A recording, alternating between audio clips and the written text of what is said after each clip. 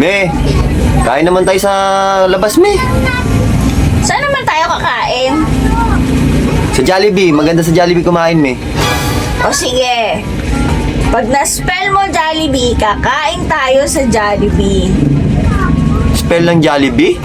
Oo. J-A... Mali. Tomorrow. Me, kain naman tayo sa labas. Kain sa labas? Saan naman tayo kakain? Kahit sa McDonald's na lang. O sige. Pag na-spell mo ang McDo, doon tayo kakain. McDonald's. Oo. M-A-K... Mali ulit.